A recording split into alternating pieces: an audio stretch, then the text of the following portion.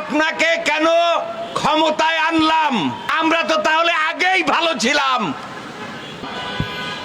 আমরা যখন কথা বলছি তখন আমার ঘরে ভাত নেই, আমার ঘরে আলো নেই, আমার ঘরে বাতাস নেই। অর্থাৎ আমি যে ভাত খাবো সেই ভাত খাওয়ার গ্যাস দিতে তারেক জিয়া ইতিমধ্যে সম্পূর্ণরূপে ব্যর্থ হয়েছেন। আমরা যখন কথা বলছি তখন সারা বাংলাদেশের সমস্ত কারখানাগুলার উৎপাদন বন্ধ হয়ে গিয়েছে। আপনারা যারা সচেতন মানুষ তাদেরকে আমি অনুরোধ করব, আজকের সমকালটি এক নজর দেখবেন। সেইখানে লেখা আছে যে বাংলাদেশের সর্ববৃহৎ শিল্প গোষ্ঠী হচ্ছে মেঘনা শিল্প গোষ্ঠী। তাদের কারখানার সমস্ত কারখানার উৎপাদন বন্ধ। আমাদের ওই চট্টগ্রাম অঞ্চলের শিল্প অঞ্চল হচ্ছে হবিগঞ্জ, সেইখানে 171টি কারখানা বন্ধ হয়ে আছে। আমাদের গাজীপুরে বন্ধ হয়ে আছে 525টি কারখানা।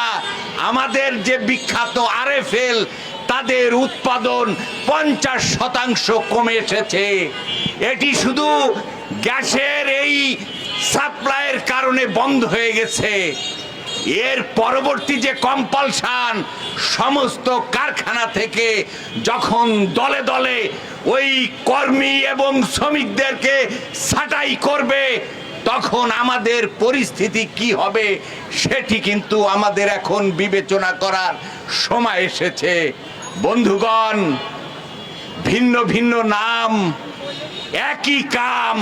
ক্ষমতায় যাও, লুটে পুটে খাও, এইটা আল্লাহর রস্তে কইরেন না।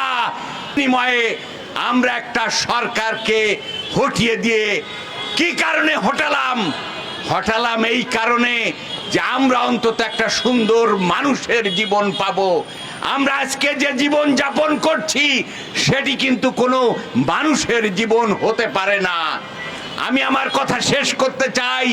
শেষ করার আগে যে কথাটি বলতে চাই, যে ক্ষমতা দেখায়েন না, ক্ষমতার জোরে গ্যাস না দিয়েও আপনি মাস শেষে স্যাপ বুঝেন, থুতু দিয়ে টাকাগুলো গুনে নিচ্ছেন।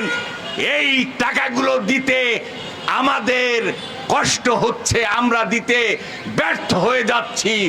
আমার সন্তান, আমি বিশ্বাস করি, আমি এখন যে কথাটি বলবো, শান্তিনগরের যে আশেপাশের মানুষ আছে তারাও একই কথা বলবেন। আমি আজকে সারাদিন পরে 4:30টার সময় ভাত খেয়েছি। আমার আন্ডা বাচ্চা 3টা সন্তান, আমি সহ্য করতে পারি, আন্ডা বাচ্চারা কিন্তু সহ্য করতে পারে না। এই কারণে আবারও সরকারকে বলতে চাই, ভাই ক্ষমতা দেখায়েন না। টুকু সাহেব, ইকবাল হাসান মাহমুদ টুকু, যিনি হচ্ছে আমাদের এই জ্বালানি বিদ্যুৎ এইটা দেখে, উনি একজন মন্ত্রী। উনি কি কথা বলে যে গ্রামে বিদ্যুৎ আছে। আরে ভাই, আপনি একজন মন্ত্রী, কথা বলবেন মন্ত্রীর মতন, দায়িত্বশীল নাগরিকের মতন। আপনি বাংলাদেশের নেতা, আপনি বালখিল্যের মতন আচরণ করবেন না।